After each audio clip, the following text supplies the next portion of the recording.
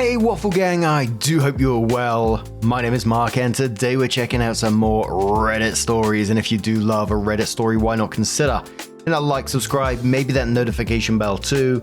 Let's crack on with today's first story. Much love, guys.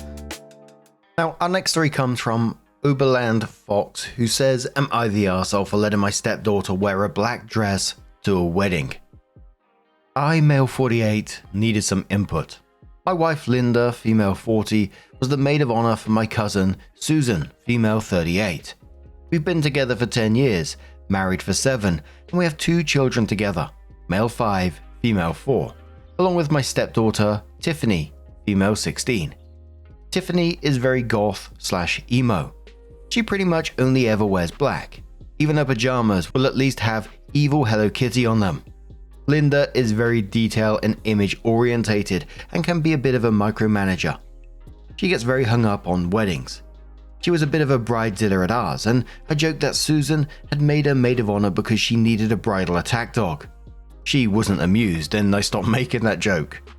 In the time leading up to the wedding, my wife was fighting with Tiffany over what Tiffany would wear to the wedding. Linda wanted her to dress normal, and Tiffany refused. Linda ultimately gave her an ultimatum to pick out an acceptable dress or she would just pick one for her. Tiffany still refused to budge, and this ended up with Linda going out on her own and buying a peach dress that was completely outside of Tiffany's style and telling her this was what she was wearing to the wedding. The day of the wedding, Linda's maid of honor duties had her with the wedding party super early in the morning and gone all day. I was going to meet her there along with my stepdaughter. I dropped off our younger kids with my eldest daughter. I did a couple of quick errands and I got back to our house just in time to leave if everything went smoothly. When I got there, Tiffany was not wearing the peach dress, but instead she was wearing a fancy black dress that was much more like what she normally wears. Lace sleeves, kind of a corset thing going on, longer in the back than in the front.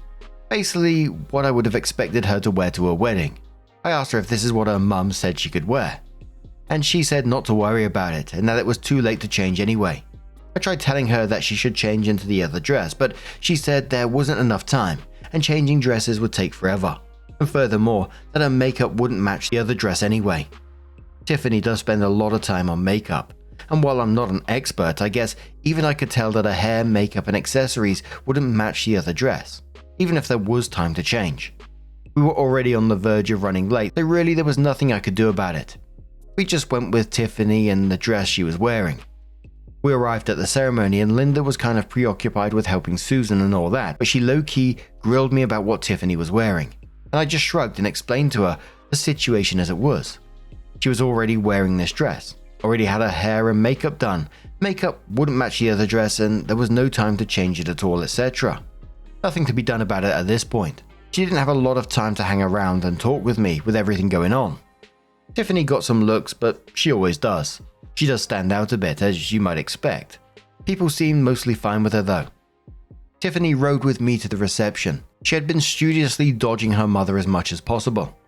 Shortly after we were there, I noticed Tiffany's best friend, Bethany, female 16, hanging around in a slightly more understated goth dress. Apparently she drove herself and Tiffany helped her crash the party. It was a big venue with a lot of guests and she was pretty easy to ignore. My wife and cousin both work for my dad's company, so I was at a table with him and some of their other co-workers. He noticed that Tiffany had snuck Bethany in and alerted me when he elbowed me, pointed and said, "They're multiplying." Throughout the reception, Tiffany and Bethany were taking photos of each other, mostly Bethany taking them of Tiffany. Her mum got on her again, but with the wedding planner somehow, I'm assuming it's meant to say busy or something like that, she couldn't devote too much attention to them. She told me to handle them and that they were drawing too much attention. They agreed to tone it down and they were much more subtle and subdued after that. Bethany had a collapsed camera stand stick thing that she'd been setting up around different places. She either stopped using it or stayed out of the way more. Both of them seemed to just stay out from underfoot too much. Linda gave me a few looks during the wedding and the reception, but she was very busy and she seems to have put her face on to keep from adding to drama during the day. But she laid into me on the way home. She was upset that I let Tiffany come to the wedding looking like a vampire and drawing attention to herself. She said I knew she was supposed to wear the other dress and not be in so much makeup. She said Tiffany was a total spectacle and her appearance was totally inappropriate. Linda said that it's never appropriate for a guest to wear black to a wedding, that Tiffany's dress was too eye-catching, that she was embarrassed and mortified, and that I let Tiffany do whatever she wants. She said that I shouldn't have let Tiffany and her friend turn the wedding into a cosplay event and the reception into their private photo shoot. In my defense, yes, I knew they had been fighting about Tiffany's dress and makeup, but I had been doing errands that Linda gave me before I got home. And when I got home, Tiffany was already dressed. We didn't have a whole lot of time, and I know from experience that she can take quite a while changing clothes or doing makeup. As I mentioned, she said that her makeup wouldn't match the other dress anyway. She didn't draw that much attention at the wedding. Sure, she got some looks, she always does, but it was nothing major. Her and her friend hardly turned the reception into a private photo shoot. Mostly it was just Bethany taking some photos. Tiffany did kind of awkwardly hang around the photographer until he took some pictures of her, but it wasn't enough to derail anything. By that point it seemed kind of like he was just looking for interesting things to shoot, and I guess she fit the bill. The girls called it with their own photo setups after I talked to them. Linda complained about Tiffany having a bouquet she was posing with, but she didn't even have that when we left the house. Bethany brought a bouquet of fake black roses with her when Tiffany let her in, I guess. I'm pretty sure I've seen that same bouquet before. Susan didn't even care that much if she noticed at all. I've tried to tell Linda lots of times that lots of things don't need to be a problem unless you decide to make them a problem. I've also told her that you have to pick your battles with teenage girls, and that the more you try to fight with them, the more you end up getting drama and pushback. I'm a bit more experienced in this area. I have 2 adult daughters, 28 and 22, who are both total daddy's girls even to this day. Tiffany is Linda's oldest kid and was the only one until our kids together. I've always had a great relationship with Tiffany, even since she was a little kid, and part of that is probably because I don't pick fights with her like her mum does. Linda says that I let her do whatever she wants, but that's not true. I'm very strict with her about her grades and her chores. She used to leave huge messes in the bathroom of makeup and hair stuff. Linda fought with her about it, but I just sort of calmly explained that everyone needs to clean up after themselves, and if she's going to make a mess in there, she needs to be the one to clean it. And it was fine. She'd babysit for me when I asked, but again, her mum always turns it into some kind of power struggle that turns into an argument. She'd try to micromanage and add additional tasks. Well, I'll just ask her if she can watch her little sister and brother for a bit. And if she says okay, then that's good enough. Sometimes, if I need to bribe her a little, I'll bribe her a little. As far as her being embarrassed in front of her co-workers, they all thought Tiffany was cute, and even after Bethany crashed, it was more just something to occasionally talk about than anything anyone was scandalized over. We made a few jokes about the Goth invasion, and that was it. I was around them and my dad way more than she was that night anyway, and no one minded. She even spent some time talking about makeup with my mother. So long story long, my wife is still getting after my stepdaughter about what she wore to the wedding, being moody about it and causing unnecessary tension. Well, I've just told her that this doesn't matter and it doesn't have to be a thing. She's had some of her friends, notably not the bride herself, my cousin, nor any of her co-workers who were actually at the wedding, chime in about how I'm the arsehole for this. But I just feel like she's making something out of nothing. Am I the arsehole for letting my stepdaughter wear a black dress to a wedding? Someone asks OP, did Susan care? OP says no, not as far as I can tell. She didn't seem surprised or upset, and she didn't really say anything about it. She notably hasn't complained at me about it, unlike some of the allies my wife has rallied after the fact. Chilling Storm says, not the arsehole. You pick your battles, and you weren't going to win that one with your stepdaughter. Wearing black to a wedding at 16 is kind of a big shrug. Laughing Fox says, hot tip to other parents of goth-leaning kids. Very dark green can be your friend. It's close enough to black, especially in velvet or other fancy fabric, that you might be able to convince them to wear it instead of black, if that's big of a deal. Otherwise, trying to stick a goth kid into a peach dress, that was never going to fly. Opie replies saying, oh, she definitely knew Tiffany would hate the dress. When my wife bought it, I instantly told her I could never imagine her wearing it in a million years. She just said, well, it's what she's wearing. I was kind of thinking about that as a compromise. Peach dress is like the total opposite, isn't it? It's like, and especially with what OP said in that last comment there, it's almost like a punishment thing rather than trying to find a compromise to something. And forcing this kind of thing is only going to damage your relationship going forward. I'm glad that Opie had the daughters back in this. It seemed like no one was really bothered by it. You know, there was certainly questionable behavior about just randomly gate crashing a friend into someone else's wedding. You know, that's not on either, don't get me wrong. And it did make me think about how much there was going on with the selfie stick and wandering around taking photos and the bouquet of flowers. But OP did come in with an update and says, just a brief update in case anyone was wondering. I had a talk with Linda, and we covered a lot of the same points that people brought up here in the thread. I'd already mentioned to her that getting into fights over things that don't really matter only causes tension and resentment between her and Tiffany. But I also emphasized the fact that Tiffany is almost an adult and that pushing her away might eventually make her stay away. Linda seemed to take it in when I emphasized that she has to let Tiffany be who she wants and that she can't really force the matter as if she were a little kid. We got together with both of our parents over Mother's Day, and my own mum told Linda that she thought Tiffany's outfit had been very pretty, and she admitted the effort Tiffany puts into her look, and that Tiffany was a charming young lady as usual. She and I noted that it had been much more unpleasant to have a miserable, sulky teenager being uncomfortable and resentful throughout the night. Linda's own mum was a little bit more judgmental, but she mostly held her tongue beyond the few looks and offhand remarks. Of course, everyone already knew that her views on fashion were a lot more conventional, and that she thinks I'm too lax and permissive. We don't actually see my wife's parents that often, just a few times a year. If not for the wedding, this might have been the first time seeing them since at least around Thanksgiving. But I did note to Linda that given the choice, Tiffany clearly spends more time with my mum than her own biological grandmother. I did have Tiffany go ahead and apologize to Susan, just in case, and I chatted with her briefly as well. Susan hadn't initially noticed or known that Bethany wasn't invited. It was a big wedding at a big venue, and she wasn't too fussed over it. Apparently she was still within the margins of the planning. I don't mind coddling Tiffany a little bit, and I just try to be a good dad. I'm the only father that she has. My wife's late husband passed away a couple of years before we met. I could tell that she needed a dad, and I was glad to treat her the same way I had my older girls. I guess it's not always easy being a step-parent, but Tiffany and I have always gotten along, and I love her. Linda can be a bit type A, and she was definitely super stressed about the wedding day. She ended up with a lot on her plate, practically needing to step into the wedding planner's shoes. The wedding planner's son was in the hospital. He's totally fine now, probably an allergic reaction. It was a wonder that the day went as smoothly as it did. She was hugely responsible for that. She ultimately admitted that I probably did the right thing. But I told her that every girl wants to look pretty and feel confident, and you should almost always let them not do a thing.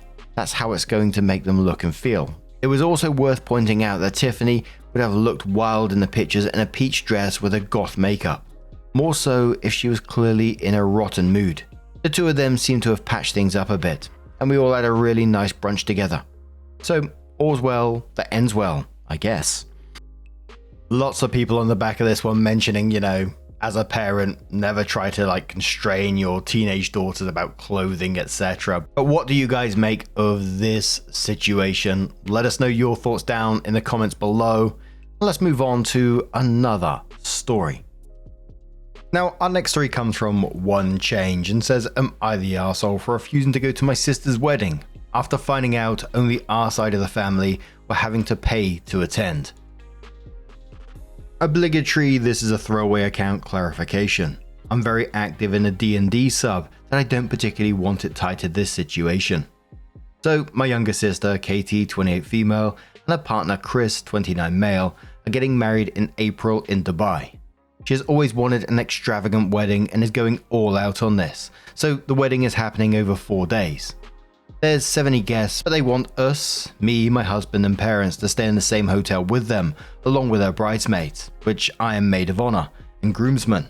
The hotel is pretty luxury, so with flights is costing us just over £2,900 each. Chris's family are also staying in the hotel, which includes his parents, 2 brothers, and his nephews. They are well off. I don't exactly know how much they earn combined, but I know Katie is on 88k, and she is the lower earner. But about 6 months ago, Chris and Katie came to us and asked us to borrow 17k more. They stressed it would be a loan paid over time and said the venue had increased the price. Dubai law was different, blah blah blah. They paid this money or they lost a lot. We believed them and I offered to loan 7k, my parents the other 10k. So long story short, I have since found out through someone else that 17k wasn't for the venue, it was for Chris's family to fly over there. They saw how much it was going to be, didn't want to pay and refused to go. I asked Katie and she confirmed, so my first question was, if they were paying for his parents, why not pay for ours? I would never expect them to pay for me, even if we couldn't afford it. I'd have wished them well and just stayed home. And her answer was, because they can afford it. She got very defensive and said this was the fairest way she could think of doing it. It's hard enough planning a wedding, etc. But when I asked if you genuinely thought this was the fairest way to do it, why did you lie about what the 17k was for and say it was a venue issue? She couldn't answer. My parents are aware and are very disappointed they lied, but have said they're still attending. But I have backed out. To me, it feels like my parents are being taken advantage of, and if they couldn't afford to pay for both our and Chris's parents and his brothers and nephew, then they shouldn't have just paid for the 4 parents or no one at all. And they especially shouldn't have lied about it. Katie and Chris keep calling and asking me to attend, saying I'm making them feel bad and ruining their day. But the whole thing just feels icky to me. I'm genuinely an open book, so be brutal. Am I the arsehole here? Should I just suck it up and go? OP edits the post and says, crumbs, that's a lot of comments. Thanks so much everyone, just wanted to answer a couple of questions and comments that have come up a lot. The repayment. My husband's brother is a solicitor, and he kindly drew up a contract and repayment plan for both myself and my parents, so the money will be paid off within 12 months of the wedding. If they don't stick to this, I have access to a free solicitor. I hope it wouldn't come to that, but that's why I have papers for worst case scenario. 2. Asking for the 7k back. I might be a soft touch, but asking for this back feels like a step too far. Like I'm mad as hell, but not enough to actively ruin their wedding a few weeks before, which it feels like, right now at least, is what that would be doing. But hey, give me a few more days to stew. Edit 2, thanks again for all the feedback everyone. Just another quick for your information. A few people have asked about Chris's family or seem to have the impression they're well off. I'm obviously not privy to their financial situation, but what the limited amount I do know from what Katie has said, Chris and his family grew up very poor. Before all this, I always knew Chris was a lovely guy, but I caught him in the odd but harmless white lie. Things like where he went to school, the type of house he grew up in, etc. I get the impression he is embarrassed or resentful of his upbringing given the lack of money, and this is how he now values his own self-worth, by as much money he has. My guess is when his family said they couldn't go, he panicked and worried people who'd ask why they weren't there. And he would either have to say they couldn't afford it or he couldn't afford to pay for them. And look past his trauma and experience is not for me to judge. But if that were the case, it just makes me more mad that they both didn't plan ahead and talk to friends and family about what they could afford before booking to buy. If it was such a deal breaker for his family to be there, they should have factored in the cost of paying for all parents to attend instead of thrusting a 3k per person bill at them and expecting them to rock up. Commenter says to OP, not the arsehole, it was wrong of them to lie about what the loan was for. I have to ask, besides the loan, who's paying for this elaborate wedding? OP says they are. I know Katie has been saving for a while and as I said, Chris earns good money too. As I understood, they had enough saved to pay for the wedding they wanted. The 10k was expected because mum and dad very generously did the same for me. But the 17k additional venue fee was unexpected and they couldn't get that amount of money together quickly without taking out a loan, which would have cost them more in the long run. Another commenter says not the arsehole. Yet one of the many reasons I dislike destination weddings. They're the penultimate egocentric events. OP says, I totally get this. We had a destination wedding in Italy as well, to be honest. However, before we booked it, we did rough price checks in terms of how much it would cost everyone before we booked. It actually ended up being cheaper than a lot of places in the UK, but also made a list of who and what we could afford to pay, and who our non-negotiable were in terms if there were certain people who couldn't make it and afford it, then we'd just book somewhere in the UK.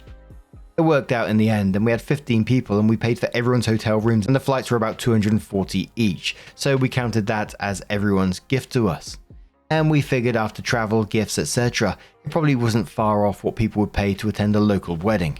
But I didn't expect Katie to do the same, as I knew she was having 70 people, and at the end of the day, it's her wedding. Commenter says, wait a second, not only are they not paying for your parents, they're having your parents pay for his. That's like a double whammy. I don't know if you should go or not. Your choice will be a long-lasting impact on your relationship with your sister. Only you can decide if it's worth salvaging. Opie says, I don't want to lose my sister over this, and I don't want to be that person who says it's the principle of the situation, but honestly, it really is. Commenter says, lying and manipulating you and your parents out of $17,000 is not a small thing. It's not normal, and it's going to get worse. How long are you going to let her continue to use and lie to you? Opie says, honestly, this is so out of left field for her. I've never known her to do anything like this before. It's still sinking in. Commenter says, honestly, if she's willing to lie about this now, what else will she lie to you all in the future about? Especially when dealing with her in-laws or at the request of her husband. Opie says, this is the first time I've ever known her lie to me. That's part of the reason why it's annoying me so much. Like, why lie about this now? Honestly, if she had come to us and said this is the situation and we need $17,000, I'd have been pissed and wouldn't have lent it, but we weren't the only option in terms of the money. They could have taken a loan. After that, it still would have been unfair, but it would have been their money and I would still have gone. So 3 months later from this, Opie updates their post and says, I had a lot of messages at the time of posting, asking for an update on what I decided to do, so wanted to check in. So in short, I didn't end up going to the wedding. Katie and Chris basically harassed me constantly until a few days before they were due to fly out, and I received a belligerent voicemail from Katie saying if I didn't go, I wasn't her sister anymore. I was embarrassing myself and her and Chris. I was a horrible person, and most shockingly, if I didn't go, her and Chris wouldn't be paying me or my parents back for the money we loaned. So trying to blackmail me. She would say it was a gift.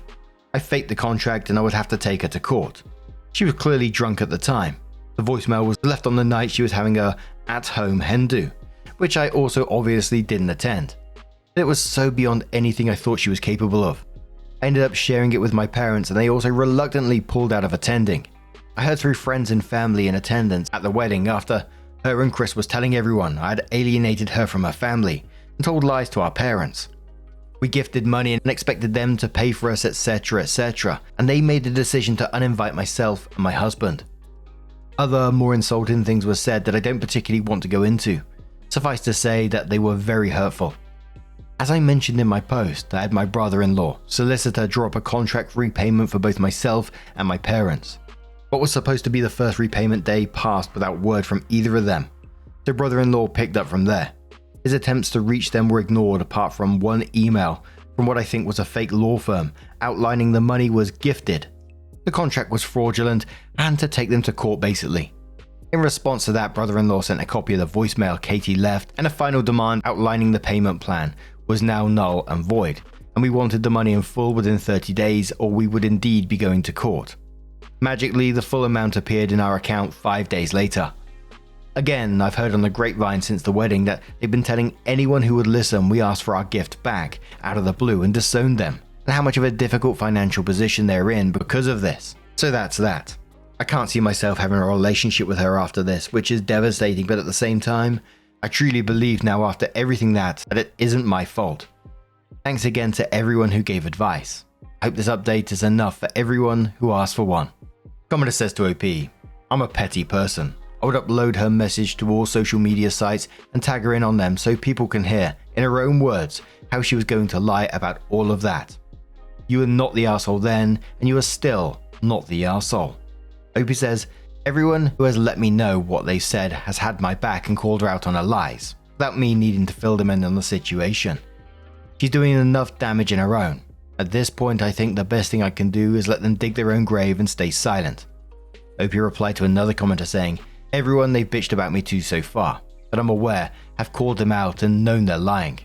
Any more who believes them without at least talking to me I'm not bothered about, as clearly I shouldn't have them in my life.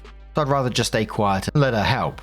We work out who should be in my life and who shouldn't. And Opie replies one more time to a downvoted comment and says, I responded to someone in my original post to say, we are by no means wealthy.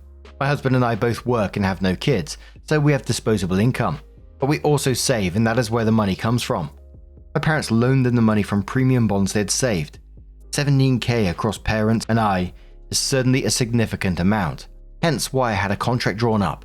Initially I never demanded they pay for our parents, but when I found out Katie had lied to me and told me the loan was due to unexpected venue costs and not for Chris's parents and siblings' family, I asked why she had lied. It was after that I said she should pay for our parents. My feelings is just because they were sensible, worked hard and saved, doesn't mean they are obligated to pay. At least no more so than his parents. I was kind of with the petty comment at the end of this one. You know, she's throwing around all this shit. I'm kind of like, yeah, just chuck that voicemail on social media and let people judge for themselves. Although OP saying they have their back, there's still people out there. Even if OP doesn't like them, I'd still want them to know exactly what's going on. But what do you guys make of this situation? Let us know your thoughts down in the comments below. Now, just a huge thank you for being here today, getting involved in the stories, your love, your support, your time. It always means the absolute world to me, so thank you so much for being involved, and hopefully I'll see you in the next one. Take care and much love.